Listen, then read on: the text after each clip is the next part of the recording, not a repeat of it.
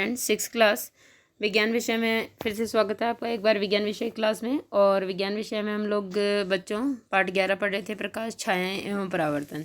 तो चलिए आगे बढ़ाते हैं इस पाठ को और क्रियाकलाप 6 करते हैं हम लोग कि किस तरह से छायाएं बन रही थी। हमने पिछले वीडियो में देखा था कि किस तरह से हम लोगों ने एक टॉर्च के माध्यम से और पीछे कार्डबोर्ड की शीट के ऊपर जो है वो एक प्रतिबिंब या आपके दोस्त की छाया प्राप्त की थी।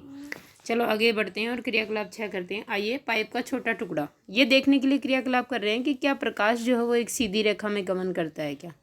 क्योंकि हमने बताया था आपको पिछले वीडियो में कि प्रकाश जब सीधी रेखा में गमन करेगा, तभी बताया था ना पहेली ने कि प्रकाश जब सीधी रेखा में गमन करे तभी प्रतिबिंब बनना संभव है।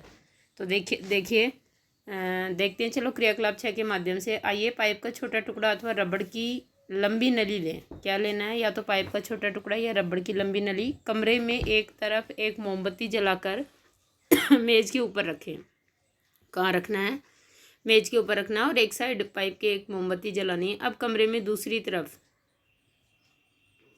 खड़े होकर पाइप से मोमबत्ती को देखें। चित्र 11.7a की तरह। ये देखिए, आप देख रहे हैं किस तरह से, है ना। अब आपको एक वक्राकार यानी मुड़ी हुई पाइप लेनी और उससे मोमबत्ती को देखना है ना, मुड़े हुए पाइप के द्वारा। देखो चित्र 11.7b में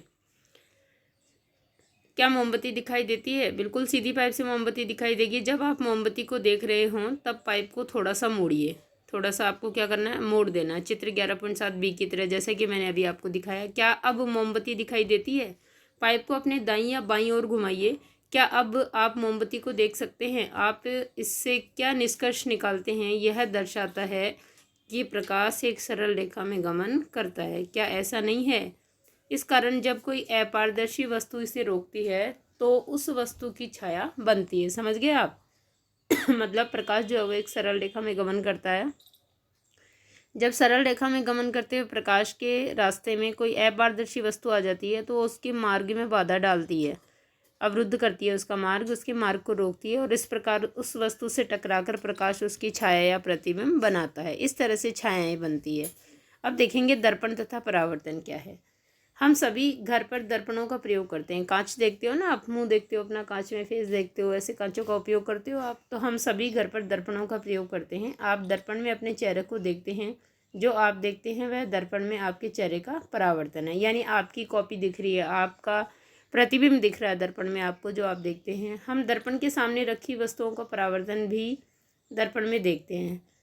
कभी कभी हम झील अथवा तालाब के पानी में पेड़ों, इमारतों तथा अन्य वस्तुओं का परावर्तन देखते हैं। देखते हो ना, पानी में अगर आप भी भरी हुई पानी की बाल्टी में झुकोगे तो आपको भी अपना फेस दिखाई देगा, मुंह दिखाई देगा, है ना, आपका प्रतिबिंब है वो। इसी तरह तालाब, नदी किनारे जो पेड़ पौधे होते हैं उनकी छाया जो है वो कहाँ दिखाई देती है? तालाब या नदी के पानी में दिखाई देती है। और ऐसा प्रकाश के परावर्तन के कारण होता है, क्योंकि अगर मार्ग में रखी कोई वस्तु है दर्पण जैसी चमकीली, तो प्रकाश उससे टकराकर पुनः उसी दिशा में लौट जाता है जहाँ से आ रहा है, वो जिस दिशा से आ रहा है। तो इस प्रकार प्रकाश का परावर्तन होता है। तो देखिए क्रियाकलाप 7 करेंगे हम लोग। यह क्रियाकलाप रात्रि के समय अथवा एक अंधेरे कमरे में किया जाना चाहिए। अपने किसी मित्र से कहिए कि वह एक हाथ में दर्पण लेकर कमरे के एक कोने में खड़ा हो जाए। एक हाथ में टॉर्च लेकर आप कमरे के दूसरे कोने में खड़े हो जाएं। टॉर्च के कांच को अपनी उंगलियों से ढक लीजिए तथा टॉर्च को जलाइए। जो टॉर्च से प्रकाश का किरणपुंज प्राप्त होगा वो क्या होगा? देखो, उसका किरणपुंज प्राप्त करने के लिए अपनी उंगलियों के बीच कुछ जगह छोड़ दें, यानी उंगलियों को थोड़ा सा गैप में रखें, है ना, उनके बीच में जगह होगी तो वहाँ से प्रकाश निकलेगा झिर्री से। प्रकाश पुंज को देख रहे हो आप, इस तरह से प्रकाश पुंज को आपके मित्र के द्वारा पकड़े हुए दर्पण पर डालिए। कहाँ डालना है? दर्पण पकड़ रखा आपके मित्र ने, उस पर डालना आपको ये प्रकाश पुंज। क्या आप दूसरी तरफ प्रकाश का धब्बा देखते हैं? दूसरी तरफ धब्बा दिखाई देगा आपको बिल्कुल प्रकाश का। ये देखो आप, है ना, देख रहे हैं, यहाँ पर ये धब्बा प्रकाश का दिखाई दे रहा है।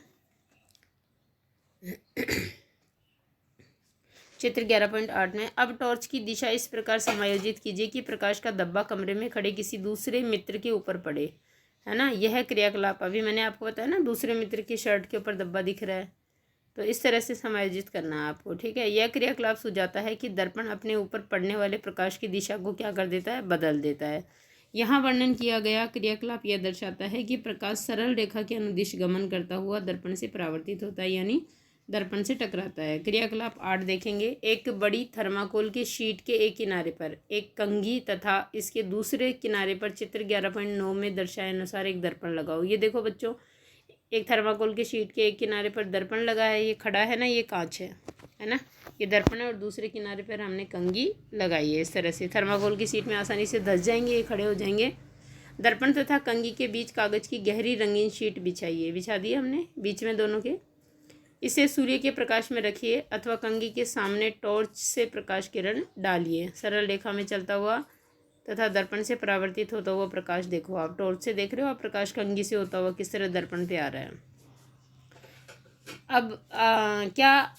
अब क्या अवलोकन करते हो? क्या आप चित्र 11.9 में दर्शाए जैसा पैटर्न प्राप्त करते हो? बिल्कुल ऐसे ही पैटर्न प्राप्त होगा। आप देख रहे हो ये धारियाँ बनी हुई है कंघी की, इनका परावर्तन देखो आप। एक छाया और दिखाई दे रही है आपको, ये चीज़ देखो आप, है ना, कंघी के दांते हैं, उनकी ये परावर्तन के कारण बना हुआ प्रतिबिंब है।